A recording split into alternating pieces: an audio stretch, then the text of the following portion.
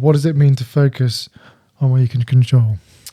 I guess it's very important to recognize things that you can and can't control in the first place. So, in my eyes, that would be, as an example, you're going on holiday and you're expecting a good weather, sunny, you go by the beach, but then suddenly it starts to rain and it's cold as well, and it's cold, and I'm thinking my old self would probably say, "Oh, like it's so bad, holiday shit.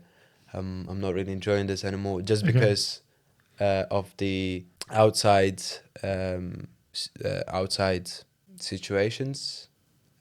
You just make yourself not feeling well about the situation. Like, why would you feel sad because the rain started to because the weather changed? I guess it's very important to see this as an opportunity. Maybe stay at home and read a book or something. But that's a very generic thing. I guess Stoicism is about more about how you see the situations in your own life. So, say for example, if maybe your close one, your loved one dies, how you react to that, and this is something that is very natural. We all born and then we all going to die. And I'm not saying you should be cold and not react to that situation, but I guess it's very important to realize that this is just a part of the nature, and all you can do in this specific situation is just control how you're going to react to it. So yeah, just feel the sadness, um, feel the grief, but that's it. That's all you basically can do. Yeah, like an emotional response is an emotional response, but you're not able to control the situation, and it's kind of letting go. There's an amazing woman called Mel Robinson, and she has something called the let them theory. The let them theory being that you can't control people as much as we want to, whether that be your children or your siblings or your parents. They might frustrate you and do what they want to do, and it's about sort of going, okay, I'm just focusing on what I can control. Yeah. And I think with that you need resilience, and you also need to be able to let it go and know that if you inherently try to control every aspect of your life as well as everyone else, it's really difficult and you're only adding more problems and more stresses.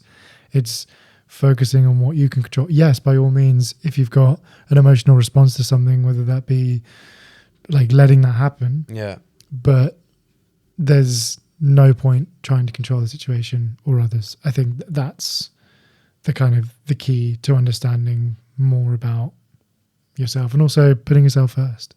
Exactly. I mean, in our lives, we are dealt with a deck of cards that we have to play. So things like we are born in certain family. That there are people who are born in rich families. The people who are born in addict families, and I guess that's the cards they've been dealt.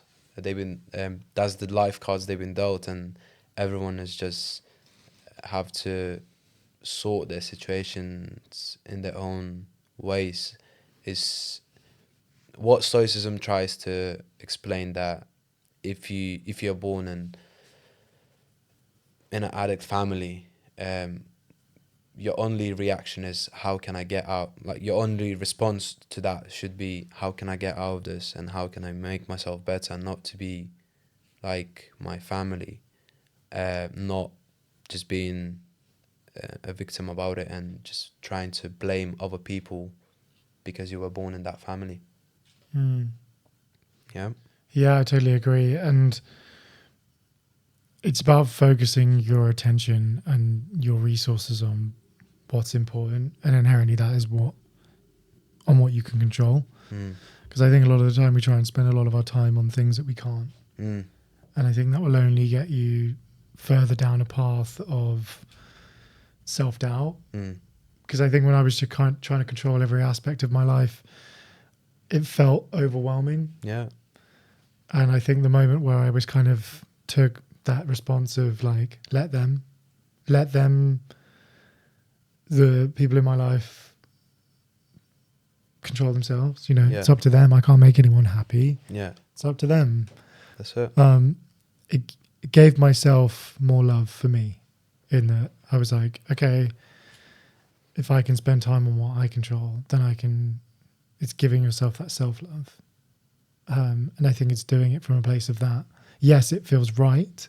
And the response is like, oh, I got to control everything. You know, even having my dad down here recently, like trying to control him and what he wants and making sure he's okay. And I can't control how he responds to things. And I'm not going to try it. Like, there's no point, because I'm only going to send myself in a spiral. Like, it's That's it. up to him. Like, if he wants, yeah, like it.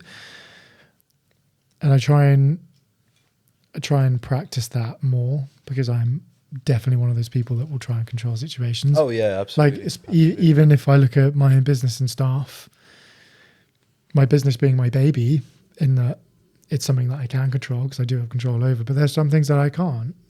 Sometimes it's down to the managers, or I can't control every single taco that goes out. Like, for sure not. It's not sustainable. Yeah. But I try and let it go as well. And that was really hard, because it's like, yeah, let them mess up on an order, because that's how they'll learn. That's it. I can only control on the order that I make. You can't micromanage people. No, as well. because then that's where it gets constricting, and then you end up looking like the control freak, which you are trying to Absolutely. be. And I think that Absolutely. it's also removing yourself from, like, you're not the most important person in everyone's life.